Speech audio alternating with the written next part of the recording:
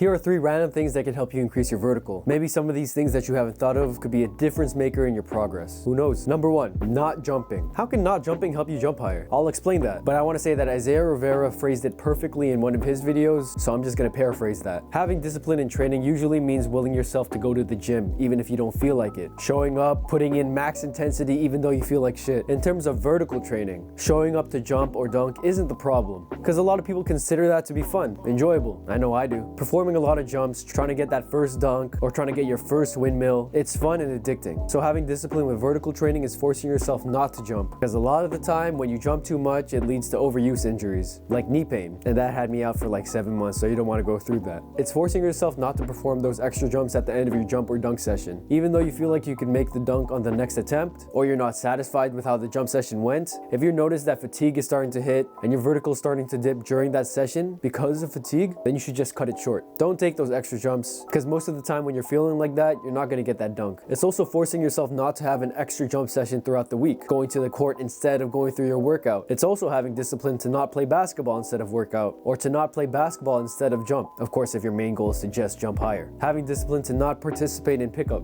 It's tough, but if you're trying to get your first dunk and you're really serious about it, then don't play. So in some cases, less is better. How do you know what's too much jumping? Well, a lot of it depends on your training background. As long as it's not a huge spike in your usual workload, then you should be fine. Number 2, less reps. This kind of fits the theme of what I'm going for in terms of doing less is more. When we train to increase our vertical, we don't usually like to train in reps of 10 or higher. If we do train with 10 or higher reps, then it's usually for hypertrophy to build a base of strength, which are usually for beginners, or if we want to keep our strength adaptations. So we're doing 10 plus reps so that we're not loading our body too much while also still working out. One of the main goals in vertical jump training is to increase our maximal force production. We're trying to increase the limit for how much force our bodies can produce. In other words, try to get stronger. And to do that, we have to train with a shit ton of weight. And when we're training with a shit ton of weight, we can't lift with that many reps. Performing sets with 6 or less reps with a lot of weight is how I train most of the time. And it has gotten me a lot stronger. You'd want to lift from 80% to 90% of your 1 rep max during your lifts. And during a heavy lift, your body's trying to recruit all of these motor units so that it can complete that lift. So it's basically teaching your body how to recruit all these motor units, because when you're jumping, we're recruiting as many motor units as possible. Typically, the less reps you're performing, the heavier the weight. Sets of 3 reps would usually use about 90% of your 1 rep max, while 6 reps would be about 80% of your 1 rep max. So yeah, I'm saying to train in 6 reps or less, but that shouldn't exclude yourself from other types of training. Training in the higher rep ranges has its benefits as well. And number 3, being lean. You've probably heard the saying, fat don't fly, and it's true. It helps to be relatively lean if you're trying to jump as high as you can. When I say lean, I'm talking about having a low body fat percentage. Shout out to Tommy Heights.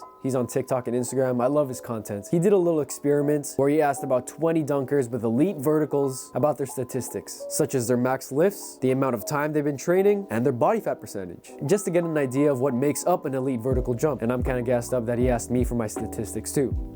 Anyways, he asked 20 guys about all these questions and discovered that all of these athletes fall between 9% and 12% body fat percentage. And they all had verticals of 38 inches and up. My own body fat percentage is 11% or 12%, and I would say I have about a 40-inch vertical. So yeah, that fits the range. Excess fat is just useless weight when you're trying to jump high. It contributes nothing to producing force, and it is going to hinder your vertical jump performance if you have a lot of fat. But this doesn't mean that being heavy is necessarily worse. For example, Tony Crosby, one of the craziest athletes on social media, he has a 50-inch vertical and he's sitting at about 170 pounds at 5'6". According to BMI, he would be classified as overweight, but obviously he's not. He probably just has a lot of muscle mass, and I'm assuming his body fat percentage is pretty low. But most of the time, cutting down on your body fat percentage means losing weight, and losing weight means jumping with less weight, which is good. Just letting you know that 9 to 12% is extremely hard to achieve for a lot of people. So it is going to take some time to get there. If you are above 12% of body fat, you could see a good amount of progress by just leaning out, while also maintaining your strength. That's important too, because you don't want to lose weight and lose strength as well. If you're jumping high and you're dunking and your body fat percentage is above 12, then you'd probably be even crazier at 12%. But who knows? It's different for everybody. It's easier said than done too, because it all depends on your training, your diet, and your lifestyle choices. And those are 3 random things that can help you jump higher. I'm pretty sure you can see a difference by just doing one of these things if you haven't already. Let me know if you guys have any questions. I make sure to answer all of my comments. Let me know what you guys want to see next. All right, later.